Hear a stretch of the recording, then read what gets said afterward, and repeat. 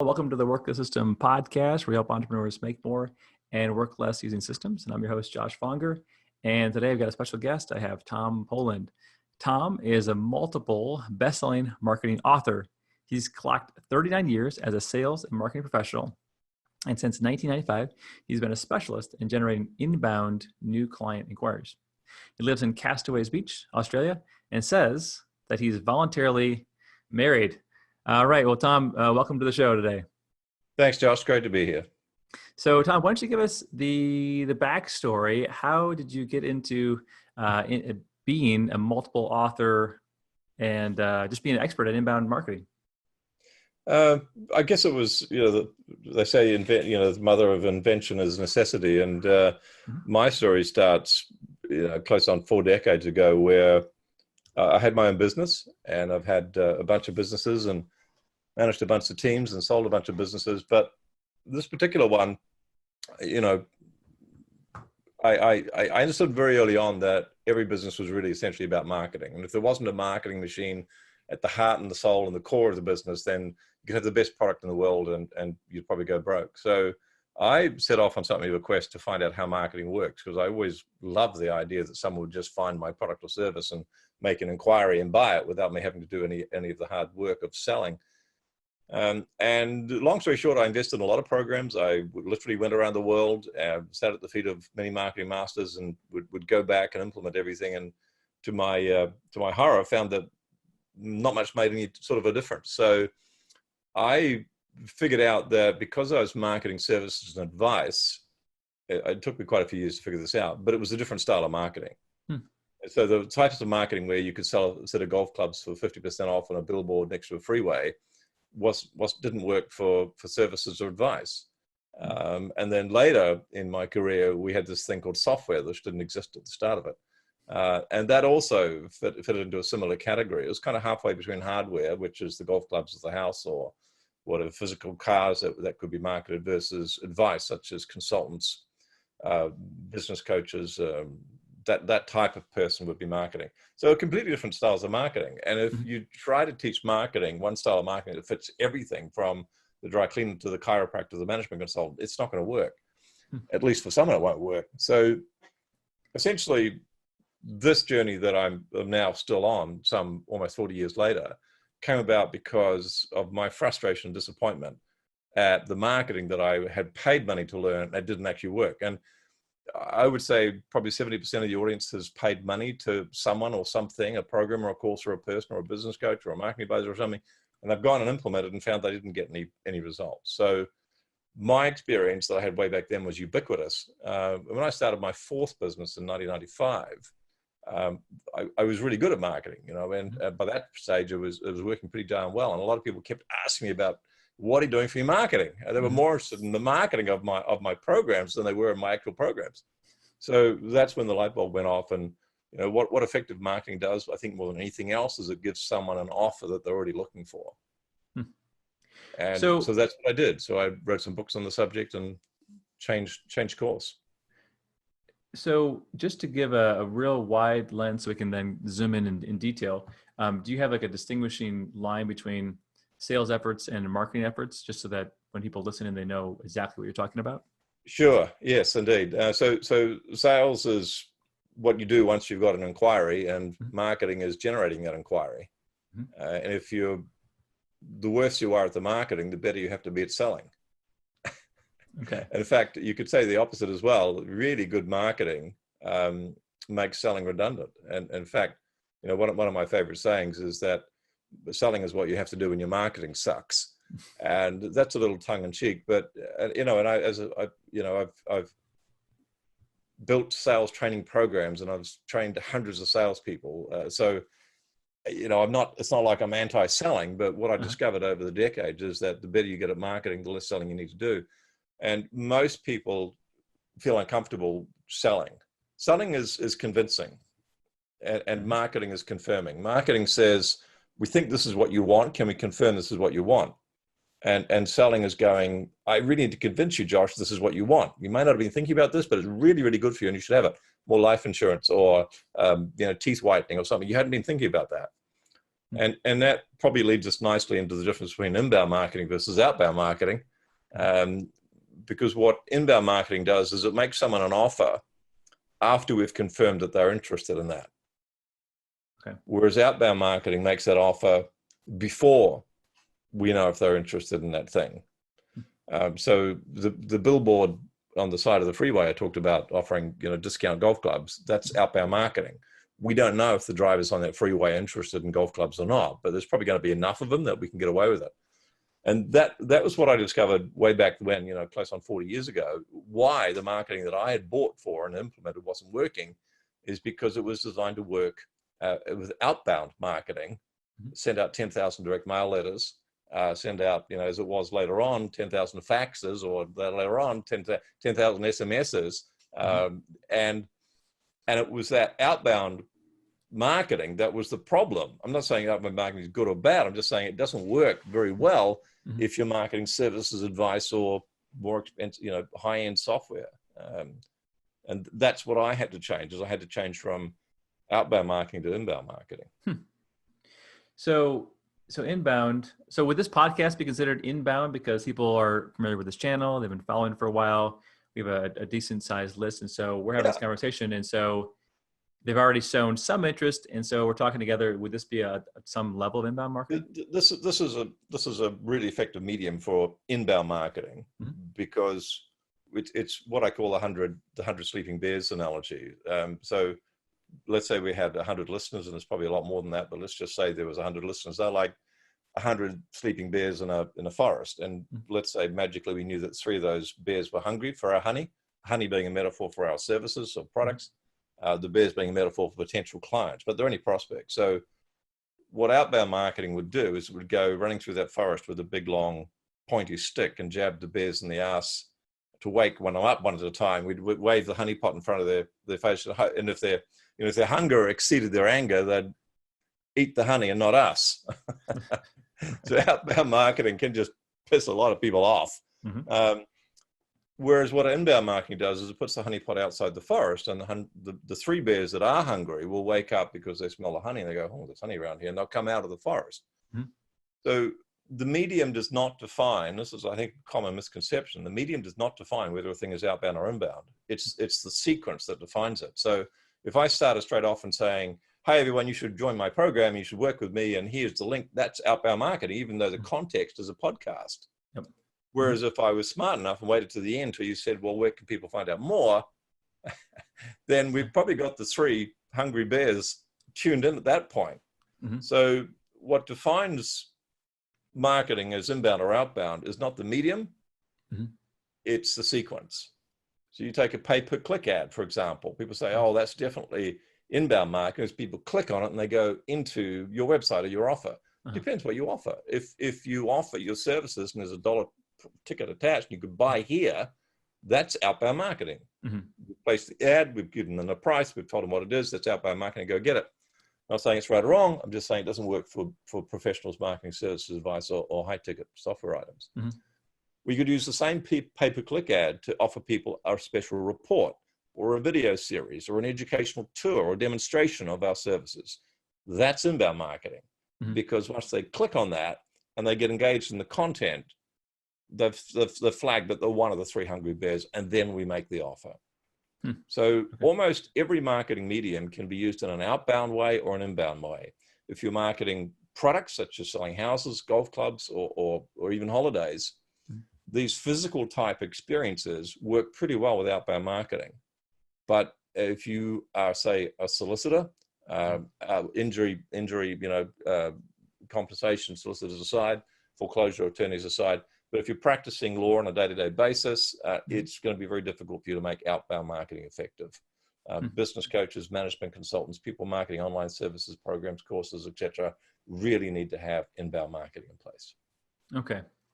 So where do people go wrong with their purchasing decisions with marketing? So just for the standard small business, whether it is a high ticket or a low ticket, like, are they, is it because they've bought into this idea that they must have ads, or they must, Google ads, or they must have direct mail, or they must have a certain medium, or why do they make bad choices?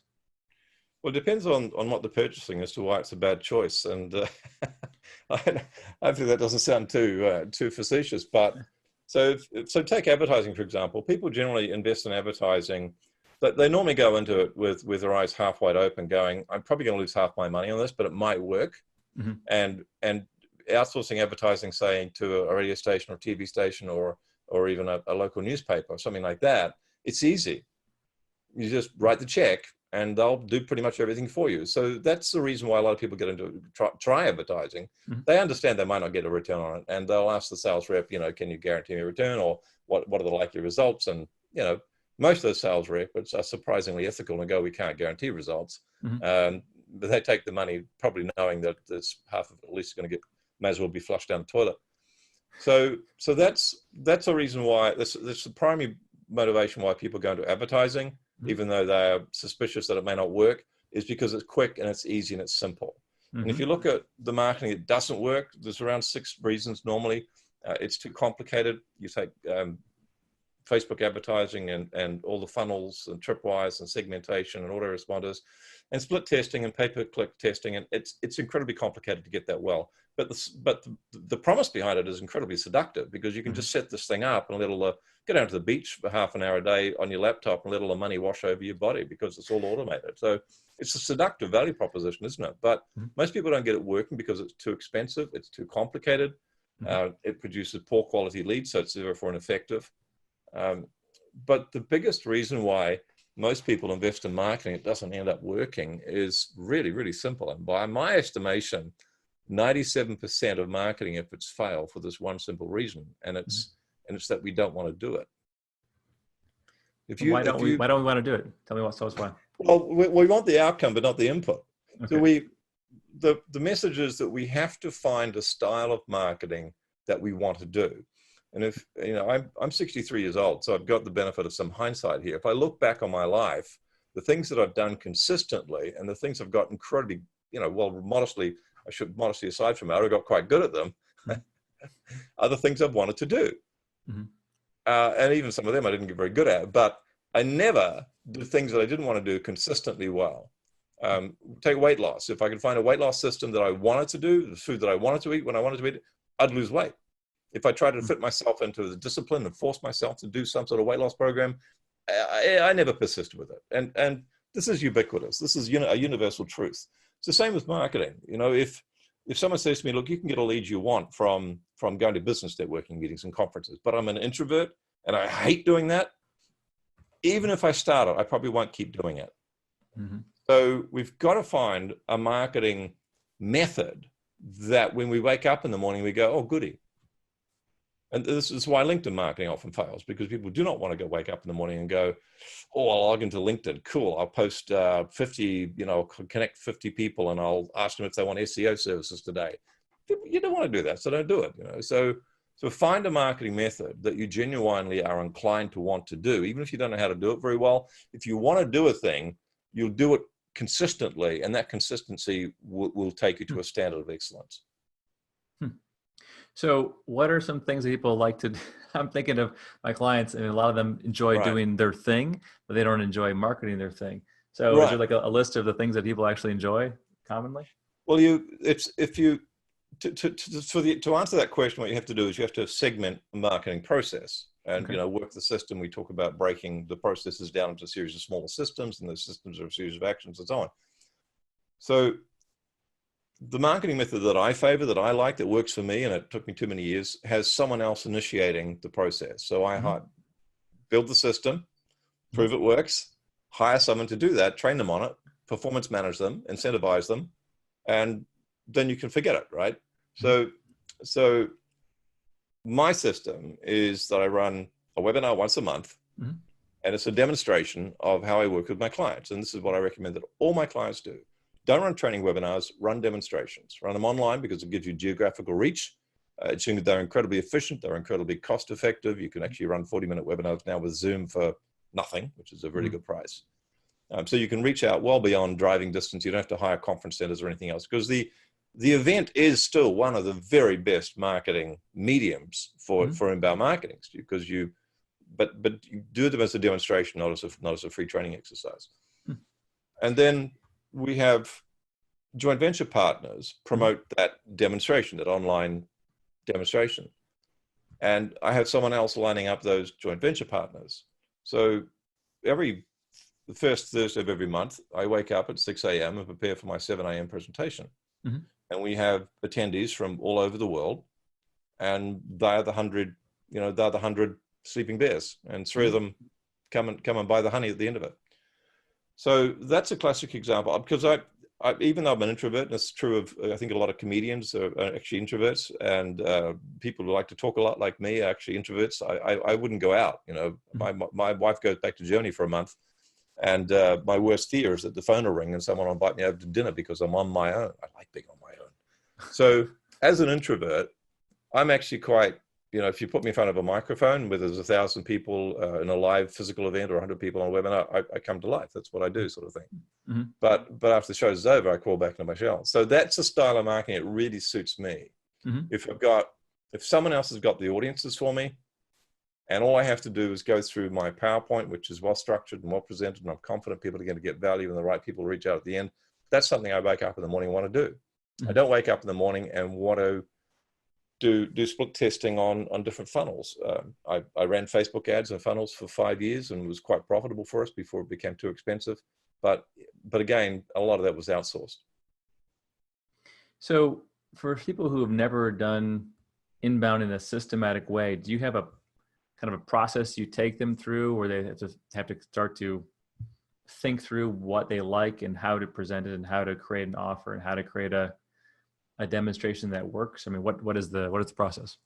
Right. So we start with the marketing model that everyone needs to understand. Mm-hmm. Outbound, inbound, selling fridges or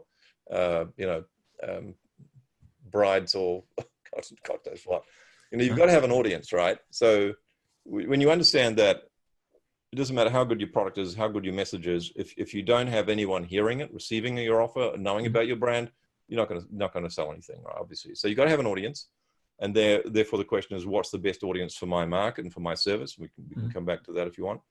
Got to have an audience. You got to have an asset through which you get your message or your offer out to the market. That can be the billboard I talked about. It can be the webinars I talked about. But there's a vehicle through which we have to get our offer and our message about our products and services out to the marketplace. Pay-per-click advertising. There's about 115 different options there. So you need an audience, you need an asset, and you need a call to action. Mm-hmm.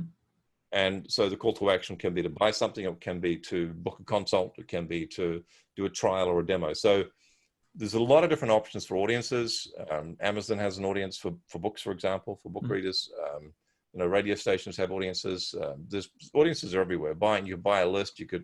LinkedIn's an audience. So lots of what's the best audience depends on your service, your product, your market. Uh-huh. What's the best asset? Because a lot of those you could write a book, which is quite long and involved. I've written 5 of them, so it takes a while. Podcasts is an asset. Webinars are an asset. So what's the best one?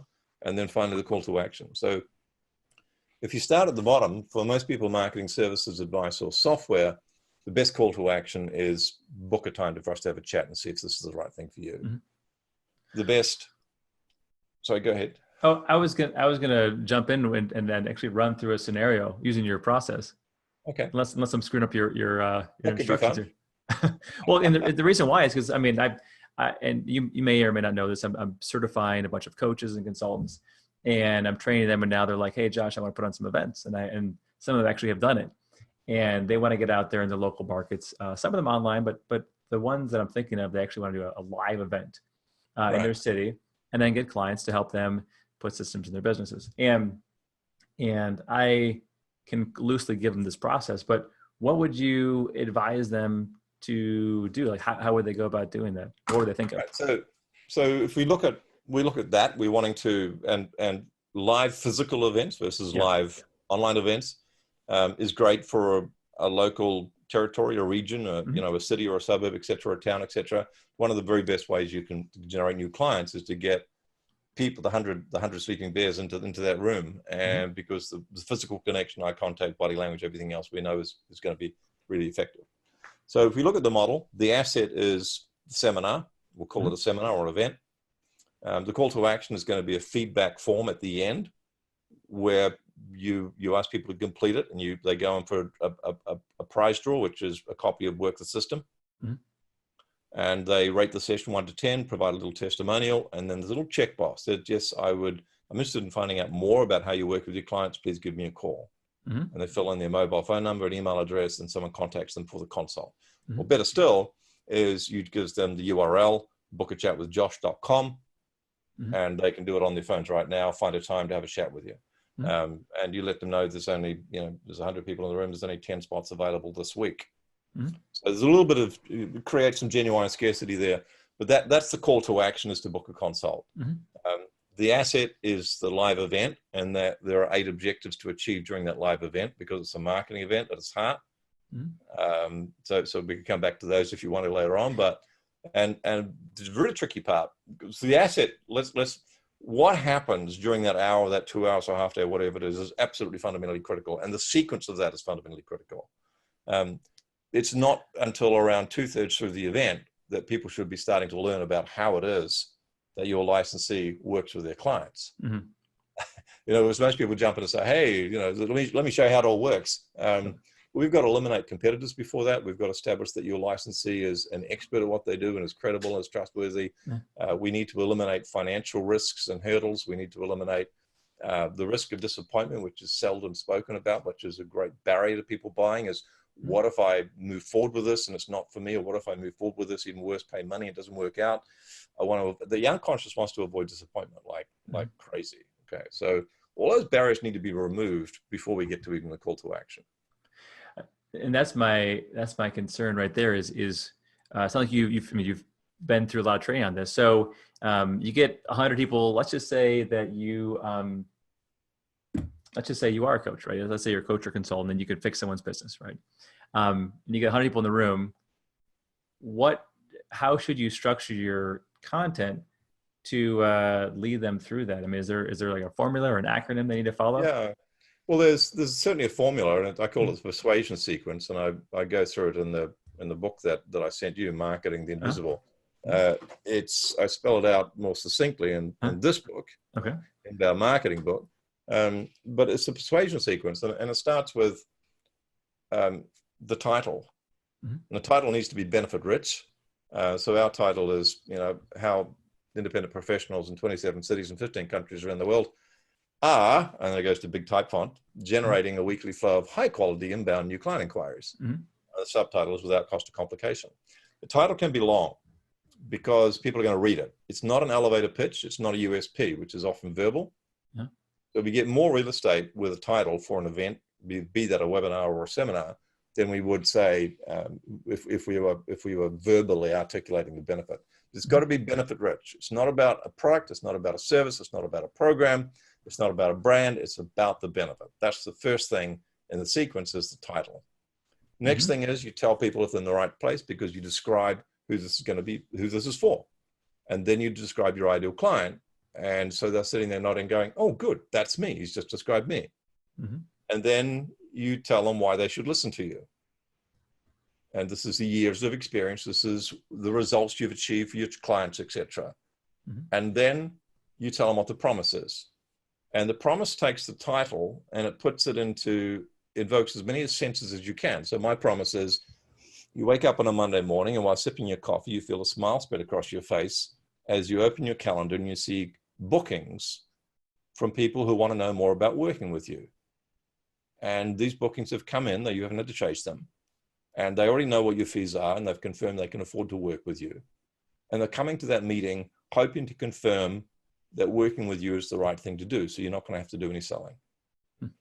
So you'll notice that in the promise, which is 4th or 5th in the sequence, we've invoked the senses. You feel a smile spread across your face as you open your calendar and actually say Outlook, iCal, or the GCal. So they're actually in their mind seeing their calendar, right?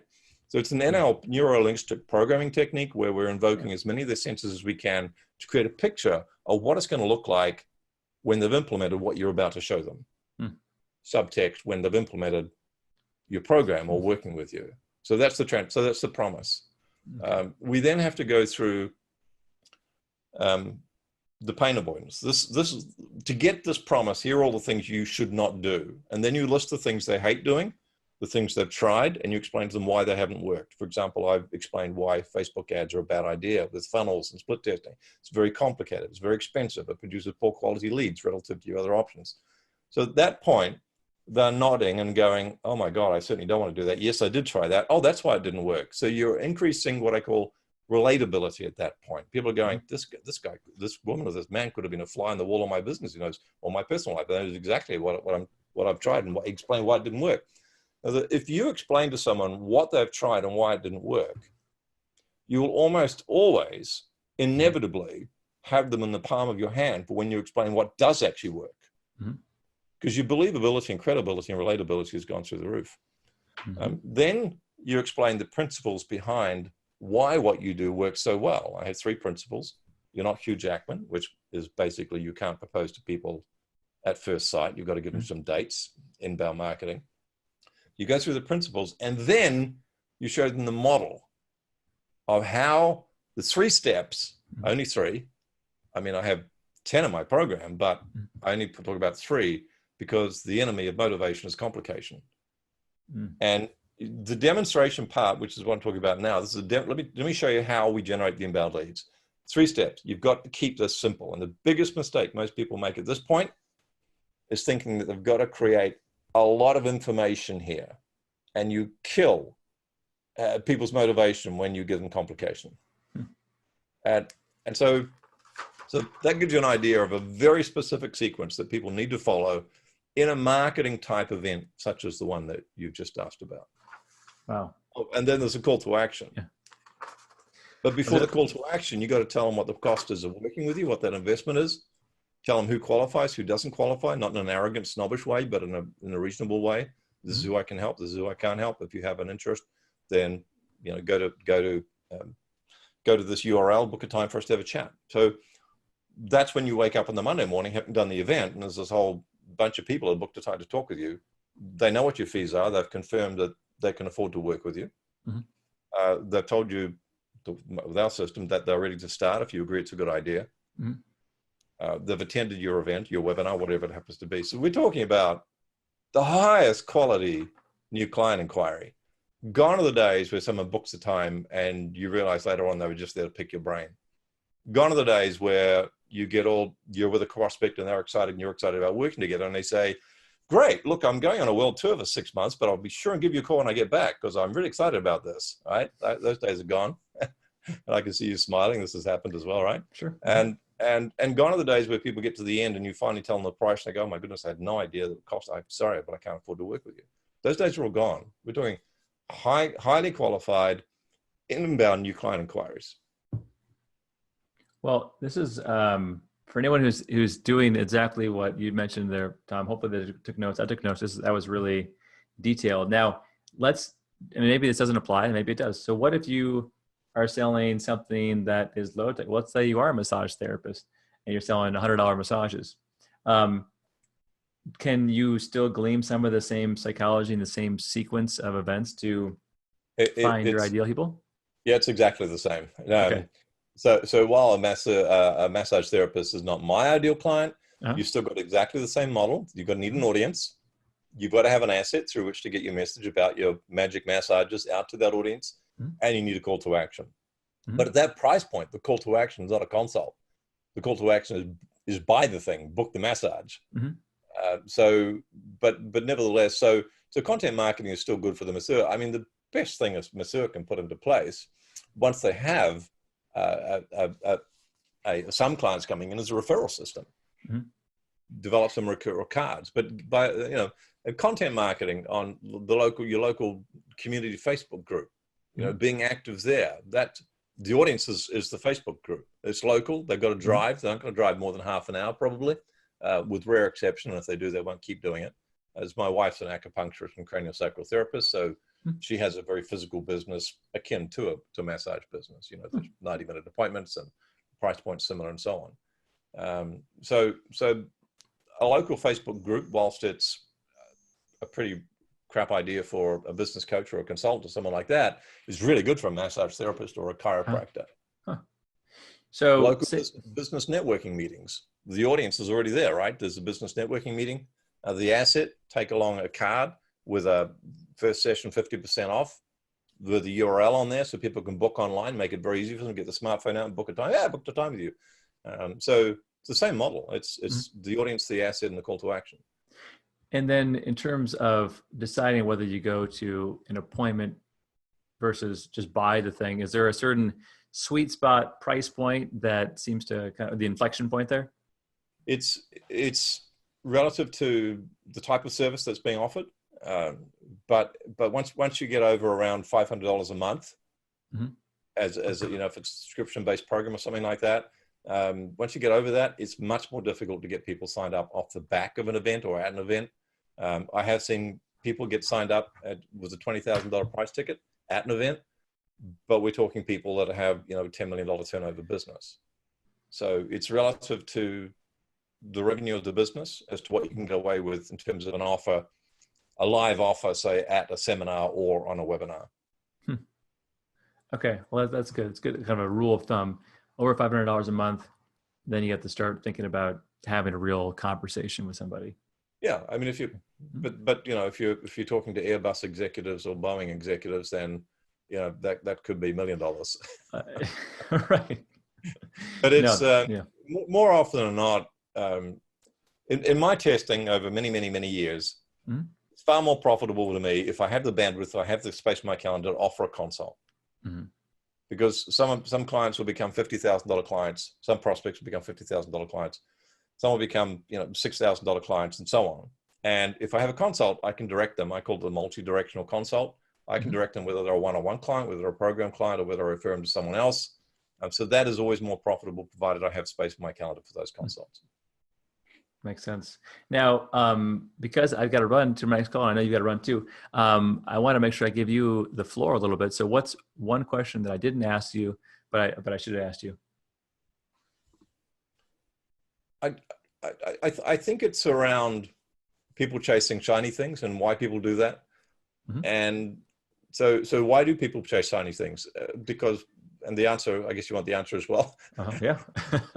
Be nice. Because we're seduced by the short, the simple, and the quick, and we have pain now, so we want a solution now. The problem with that is it keeps us on a treadmill of stress and anxiety, and anyone who's kept trying the short, the simple, the shiny things will eventually get to the point where they wake up and they go, okay, well that didn't work so well. So my best piece of advice is figure out the strategy. So if your strategy is aligned with mine, and you want to get audiences from other people's networks, and because it's free and high quality, and you want to run events, whether that's online or offline, and you want to have a call to action, we know that strategy works. So stick to it until you get it working. And by all means, do some business networking meetings or go to conferences and pick up the odd, random bit of marketing as you go. But make sure that you work towards the strategy and you make it successful before you try something else. Yeah, that's great advice. So build a strategy and stick with it, and then you can tack on the shiny objects maybe once it's built and working right. Exactly. Yeah, and to do that, find someone you trust. I mean, you're very trustworthy. Sam is very trustworthy. Work the System is a brand that's very trustworthy. So invest in the brand and the person that you trust. And when you get the doubts and the fears and the suspicions and the frustrations and maybe even some disappointment, stick with it, because you made a decision to trust that brand and trust that person. Because if you've got someone you can trust and you've got something that'll work, stick with it until you get it working. Don't go and chase another shiny thing. Definitely. Well, that, and if someone's saying you're going to be a millionaire in a few months, probably best to move on to something else, because it's hard to build a business, and you and I have been there doing it long enough to know that it's the companies that are still doing it and doing it well are the ones worth checking out. Well, Tom, I wish I could stay longer. This has been really helpful to me, hopefully to our audience. Where can people find out more about you and your business? Best thing they do is have a chat. So they can go to ineedinbound.com. It's letter I, as in me, ineedinbound.com. Book a 15-minute chat. I'll be happy to have a conversation and see if I've got something here that can help you. that's the best thing they can do, Josh. Perfect. All right. So I need inbound.com. We'll put that in the show notes as well, depending on where you're listening or watching this. But I would take, if you're the right person for Tom, I'd take him up on the offer because he is a pro. Every time I talk to him, I learn a lot. So again, Tom, appreciate you making the time. This has been great. And thanks everybody who's watching the podcast or listening, who's here with us live. We're going to be doing another podcast in about a week. So stay tuned to that and check it out. Also, if you want to get a copy of the book, Work the System, you can go get it for free at workthesystem.com, or you can get a free copy mailed to you if you leave us a review. Again, wherever you're watching or listening to this, leave us a review and send us a picture of that to info@workthesystem.com. And once a week, we grab a name out of a hat and mail out a copy of the book. Otherwise, we'll stay tuned and we'll see you next week. And again, Tom, thank you for being on the call. Thanks, Josh. Cheers, everyone.